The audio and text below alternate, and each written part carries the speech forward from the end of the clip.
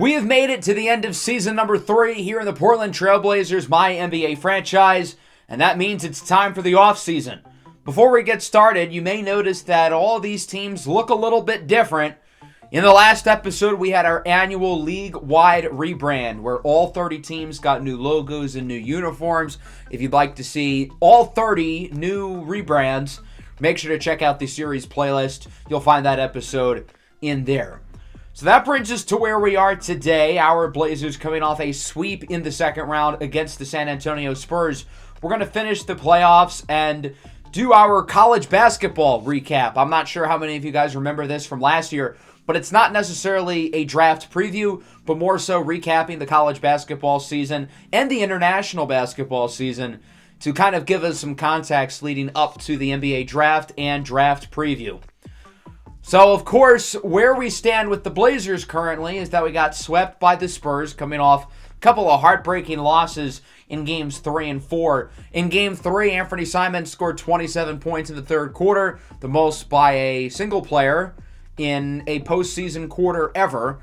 And then in Game 4, we had tied for the highest three-point percentage with at least 28 threes attempted in the history of the NBA. So we put up 2 historic performances one way or another and lost both games. We played about as good as we could have possibly done throughout that entire series, and not only did we lose it, but we got swept. So on one hand, it's like, how on earth can we beat a team like the Spurs, who we don't match up with at all? But on the other hand, the Spurs are going to be a team we consistently have to play against in the Western Conference playoffs over the next couple of years, so we better figure out a way to do it. This is normally where I would do the playoff stud and duds of the season, but I feel like there really aren't many obvious candidates for either award. Scoot Henderson's numbers went down, but he has a reasonable excuse. He was hurt. Khalil Griffin's numbers went down, but he's a rookie, and it's only because he was so good as a rookie this season, and everybody else's numbers seemingly went up. So I don't know who I would pick for either award, so if anybody has any ideas, feel free to share down below in the comments. Let's simulate to the conference finals, take a look at who will be joining the Spurs within the top 4. The Grizzlies lead the Nuggets 3-0, while the Sixers and Pistons lead their respective series 2-1. And sure enough, no major surprises. The Grizzlies sweep Denver. The Sixers beat top-seeded Charlotte in 5, while the Pistons beat 7th-seeded Boston in 6. So it's the 2 3s and 4s, San Antonio and Memphis, and then Detroit and Philadelphia. And ultimately, we will have a Spurs-Pistons final with Giannis Antetokounmpo and Cade Cunningham winning the playoff MVPs. So I feel like on paper, the Spurs are the presumptive favorite here. They won 56 games. They look really impressive here in the playoffs, making it to the finals after 6 consecutive losing seasons. But there's one problem. In the Memphis series, Victor Wembanyama tore his meniscus, and the Spurs are going to be without their best player here for the finals. It happened during Game 3, late. The Spurs led the series 3-0, and then they nearly blew it as Memphis took it to 7. Now, Giannis Antetokounmpo has won a championship on his own before. He's going to have to do it again against a talented young Pistons team who only won 46 games this year in a pretty weak Eastern Conference. They've got a dynamic backcourt with Cade Cunningham and Jaden Ivey, and the rest of their lineup is really strong defensively with Isaac Okoro, Asar Thompson, and Jalen Duren. I'm curious to see how much these guys will be able to contain Giannis. They don't have to worry about Wembanyama anymore, but the Spurs end up taking Game 1 by 30. Detroit responds, they win Game 2, and the series is tied at 1 going back to Detroit as the Spurs take Game 3 on the road, but the Pistons respond, winning Game 4. Now it's a best of 3.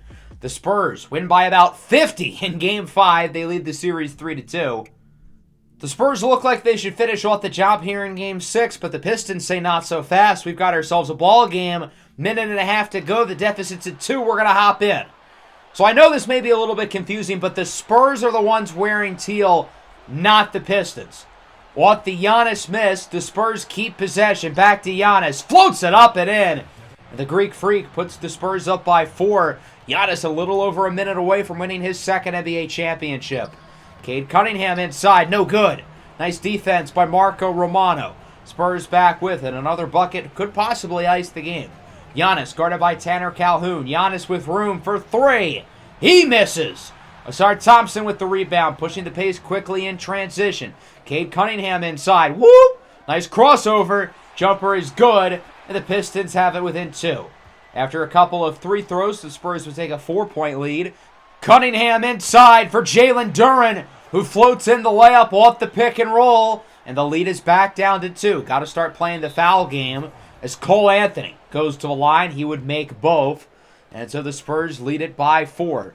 Not a lot of time left. Pistons got to shoot this ball quickly. Cade Cunningham for 3. Won't fall. Rebounded by Sabonis. He gets it to Anthony, who's fouled, and that just about does it. The San Antonio Spurs win the title 136-132. Despite their best player, Victor Wembanyama, being out for the finals with a torn meniscus, they still get the job done, beating the Detroit Pistons in 6 games. Cade Cunningham is celebrating with the Spurs. I don't know why. The Spurs don't seem to like this, so then they start to crowd around him while he starts crying. That's a visual. We'll leave it at that. Isaac Okoro holds up the trophy, even though, again, he plays on the Pistons. Celebrating with Cole Anthony. 2K, fix your game. Giannis Antetokounmpo, of course, leading the way here for the Spurs, celebrating up front. He wins his 2nd title, his 2nd Finals MVP. And at 22 years old, Victor Wembanyama is now an NBA champion. It's a Mickey Mouse ring for Wemby, considering he played 0 finals minutes, but his first title ends up being a Carson Wentz ring. So the Spurs get the job done. They win their first title in over a decade. Giannis with the Finals MVP, more reasonable than our last couple Finals MVPs with Mobley and Julius Randle. So shout out to the Spurs for getting the job done. After we got swept by them, I figured they would run the table. They looked like the clear team to beat. And, well, sure enough, nobody beats them, despite the fact that they lost Wembanyama. So now let's do our college basketball recap. We're going to briefly touch on the NCAA tournament, and then we're going to talk about how the top prospects did throughout the year, which players' stocks have gone up, which players' stocks have gone down. And I also threw in the guys who aren't playing in college, international players, high school players, etc. So let's get started. We'll start with the conclusion of the NCAA tournament. And as you can see here, Arkansas ended up defeating Gonzaga in the title. The biggest surprise of the tournament was 10-seeded Stanford, making it all the way to the Final Four, led by their strong defense and center Trevon Mann, who blocked 4 shots per game through the NCAA tournament. Their Cinderella run ended against Arkansas, led by Kaysen Campbell, who finished in 2nd place for the National Player of the Year. The junior guard averaged 18, 8, and 5 on the year. And, of course, led Arkansas, one of the best teams in college basketball throughout most of the season, to the national title. On the other side of the bracket, Gonzaga, led by freshman guard Jonathan Wiggum, ended up making the final. Gonzaga made the tournament as a 4 seed, which is pretty low for them, but they made it all the way to the championship, including beating Auburn in the Final Four game. They had another freshman, Cyrus Warwick, win the regional MVP for them. Warwick is a talented player who's going to be on some high draft boards, and he played really well down the stretch. Here's a look at the top college prospects across the country and their numbers on the year. We'll start with Jalen Richmond, who is one of 3 players in contention for the number 1 overall draft pick. The other 2 guys did not play college basketball. We'll talk about them shortly. But Jalen Richmond had a really good season.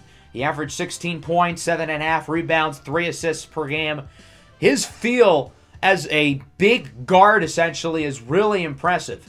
He was a little bit inefficient, but overall really solid, and he played like a number 1 pick.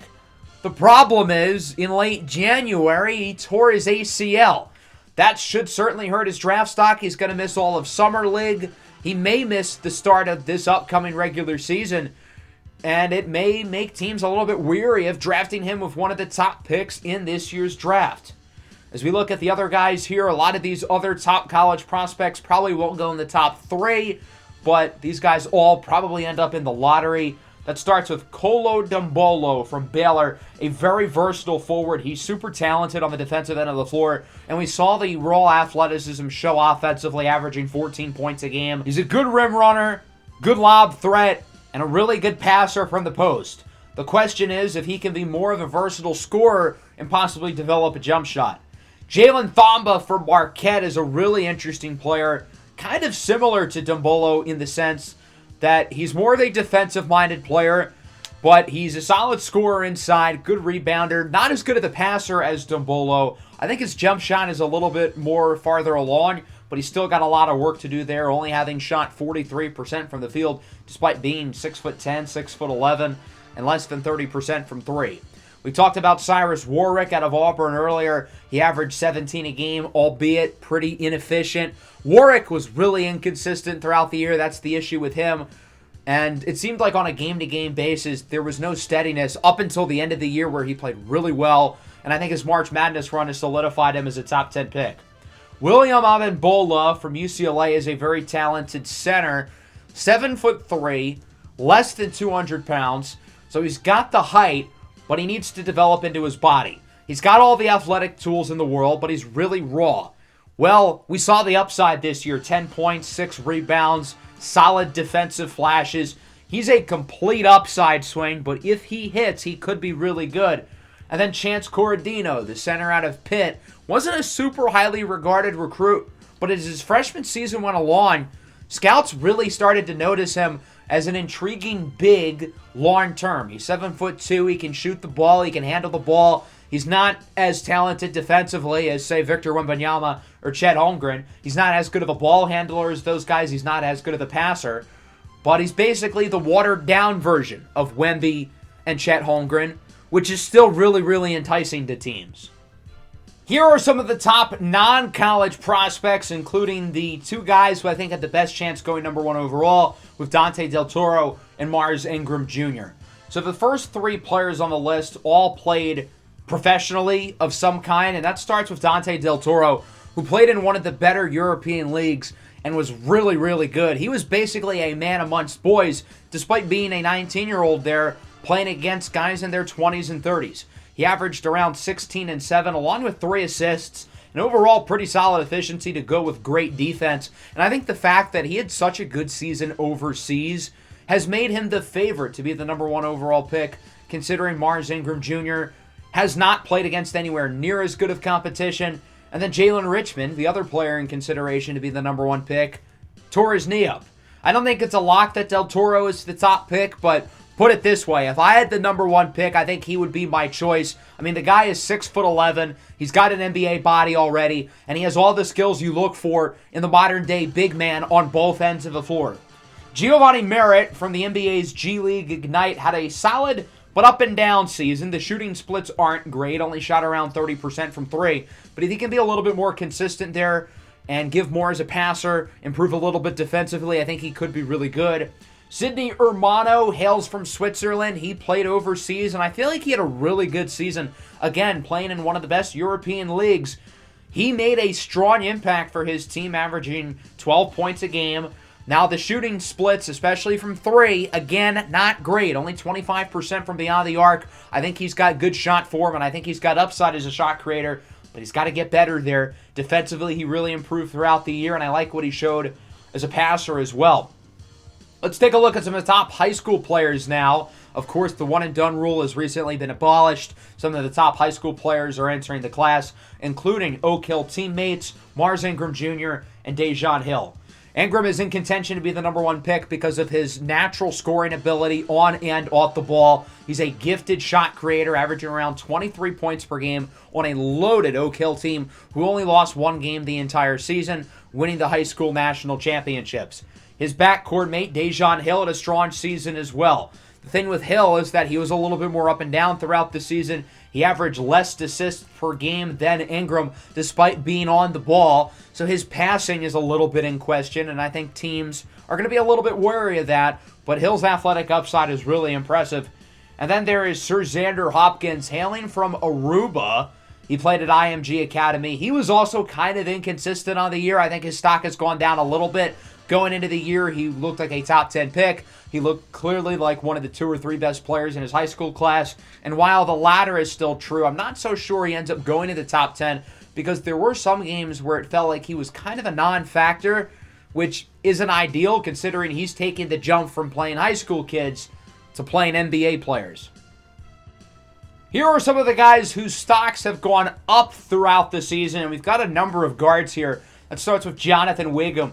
out of Gonzaga, averaging around 13, 5, and 5, helping lead Gonzaga to the national title. Really solid efficiency across the board. He was looked at as a late first rounder for a while, but I think he bumps himself up to potentially being a lottery pick. A talented guard with good size and length. He's got on and off the ball versatility, and I think he can be a good defensive player as well. We talked about Cason Campbell earlier. He was one of the best players in college basketball this year, having led Arkansas to the national championship. His efficiency throughout the year was the one question mark with him, only 43% from the field, less than 35% from three. But if he can be a little bit more consistent as a scorer, he's going to be an awesome player at the next level. Caden Brake out of Creighton shot the piss out of the ball. 15 points per game on 55% shooting from the field and 46% from three. The question, though, is, are his shooting numbers sustainable? Will he continue to be one of the better shooters in the league right away? I call this the Aaron Nesmith complex. And what I mean by that is Aaron Nesmith, as a sophomore at Vanderbilt, shot over 50% from three. I feel like that number kind of inflated his draft stock a little bit. And while he's developed into an okay player in the NBA, I think him shooting so well at Vanderbilt led to his draft stock being higher than it should have. So is that the case for Caden Brake? Or is he just that good of a shooter and that good of a shot creator to where he will flourish as a scorer at the next level? We've got some wings as well. Naquan Washington out of Oklahoma shot the ball well, 45% from the field, 40% from three. Talented, versatile, two-way wing who I think could go in the top 10. Dev Dolderma from Princeton, a talented team in the Ivy League who made the second weekend of the NCAA tournament, largely because of Dolderma, a native of Turkey.